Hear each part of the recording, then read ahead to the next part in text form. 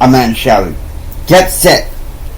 As soon as the buzzer was off, JR dives in and swam with all his might. I bet real money that JR is going to win the silver medal, Charlie Nation exclaimed. If I were you, I wouldn't bet at all, Brent said. True to form, Charlie was right. He won the silver medal. He goes into a locker room to change.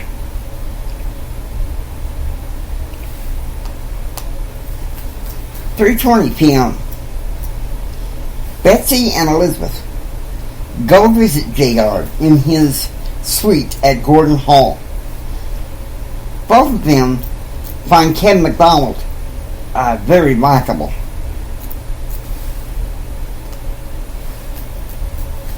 Compared to his other friends, you're a jewel, Elizabeth said. No, Mama, they're not all bad. At least they're not like some of Christine's friends. Remember? Spring 1992? Trying to get a 12-year-old drunk? 6:30 p.m. After 3 hours at the library, Betsy and Elizabeth picked up JR and took him to One Guy from Italy's Pizza, where he has pizza and Sprite. He got full pretty easy. JR informs his mother and his grandmother that he would be riding home from campus with Karen Kreider. 8 p.m. Eastern Standard Time.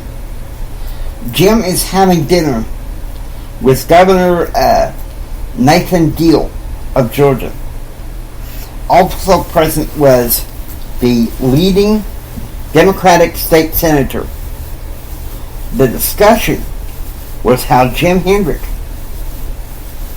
could use his business experience in the Clinton administration. 8 p.m. Central Standard Time. JR arrives back at Gordon Hall when Karen stopped him. This problem with you and Brad, it has to stop, Karen said. Honey, what do you expect me to do? JR said. I don't want your friendship with Brad to end over this. So this has got to stop. All right, honey. Pete, pick me up tomorrow at 1. We'll go see Reverend Child and then head back to Odessa.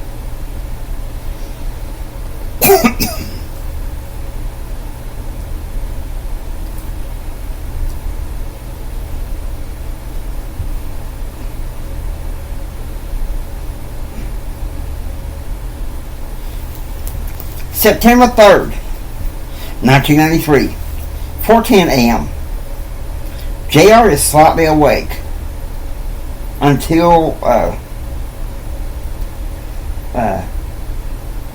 he stimulates himself. He gets into a conversation with Kevin McDonald about government class. Jack Fitzmiller. I can't stand him. He's socialistic government for a whole class period. At least these classmates have, at least 3 classmates have walked out of his classes at a time.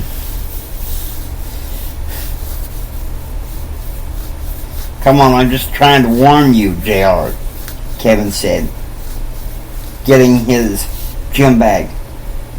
Now I got some soccer practice. I got to play against Houston. Should be cool. 5:30 a.m. Eastern Time.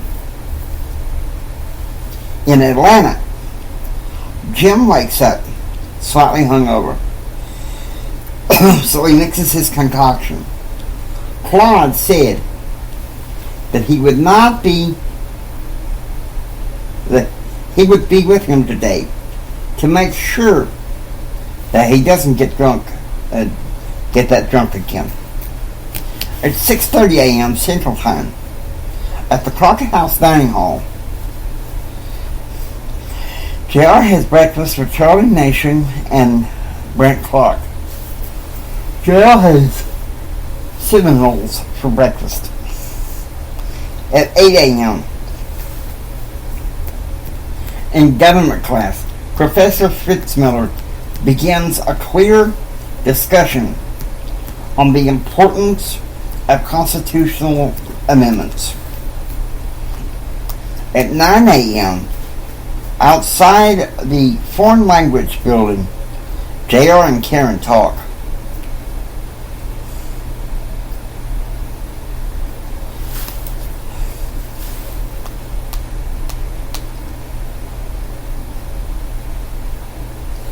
Well, sociology class went well today.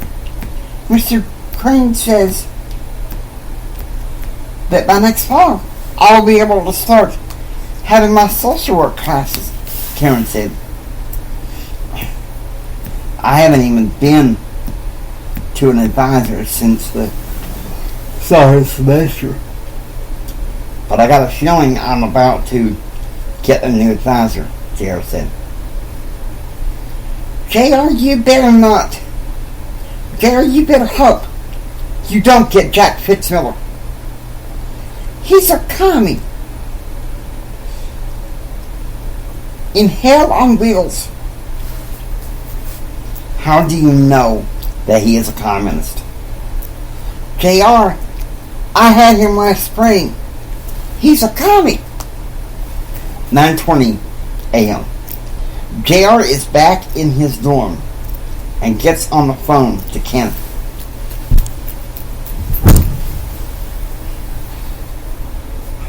You're serious? You want to go over to Jim Bob's house tomorrow and have all of it and sit out with Brad? I'm doing it as a favor for Karen, JR said. Well, if it's for Karen, JR, I'll be more than happy to oblige, Ken said. Tomorrow, 11 a.m., Jim Bob's. But then after that, I promised we would hang out with Dave Smith. Consider it done, JR said. By 11 a.m., JR is snacking around at the Scripture Club.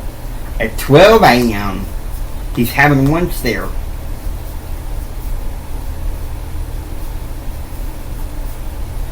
By 2 p.m., JR and Karen have been off to see Reverend Child, and now they are on their way back to Odessa.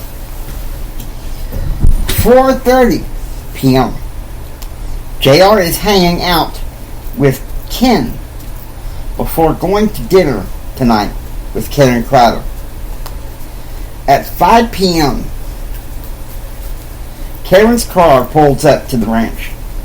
Hey, Karen said as JR gets in the car. You seem happy. She pulled the car out of the drive. It's nice hanging out again together. I guess so, JR said. I know, I'm sorry. You can't help being who you are. But I have a question. Is Ken as crazy as Brad says he is? Must you believe Brad about everything he says? Ken, he is alright. I promise. They drive to Little Caesars to have pizza together. At 6:55 p.m., JR and Karen talk. I'm worried about your relationship with your dad, your father. Do you think he'll ever settle down? Karen asked. There's always a chance. I mean, after all, he is looking for a political appointment in the Clinton administration, JR said.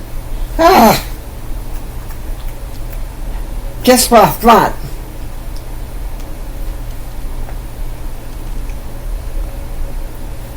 And now, September 4th. 7:40 a.m. JR and Ken wake up on the ranch. They head downstairs, treated to a breakfast of homemade donuts. 9:20 a.m. Eastern Standard Time. Waking up after recovering from a hangover, Jim goes into the sweet living room, places a phone call back at the ranch. What's going on there? Jim asked. JR's home for the weekend. He's going to be hanging out with some friends today. Unfortunately, Brad is one of those, Betsy said. Of course, Brad. He and Jim Bob Horton are nothing but bad news for my boy. Jim, just calm down. I told him that. Brad couldn't come anywhere near the ranch. Jim gives a sigh of relief. Thank God. Even though sometimes I don't like that damn Ken Colton. He can sure come around the ranch a lot more than Brad. 8:30 a.m. JR and Brad decide to go swimming in the ranch's indoor swimming pool. At 9:45 a.m. Eastern Time, at his hotel suite in Atlanta, Jim Hendrick is very angry. He discovers an email from Carol Rasco requesting his presence this week, and seeing her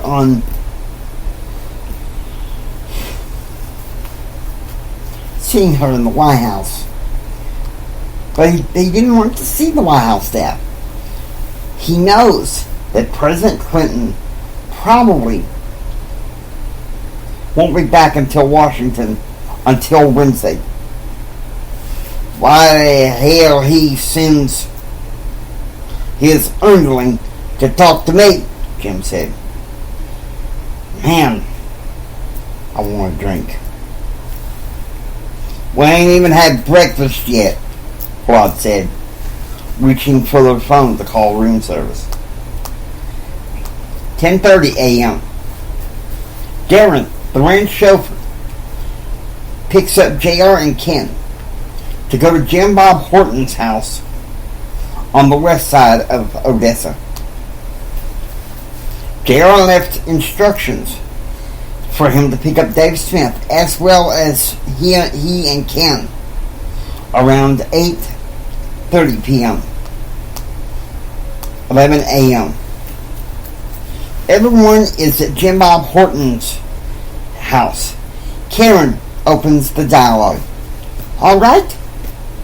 Since the three of you have problems with one another, let's hear it, Karen said. There's nothing to talk about, Brad said. We got into a fight a month before they left on that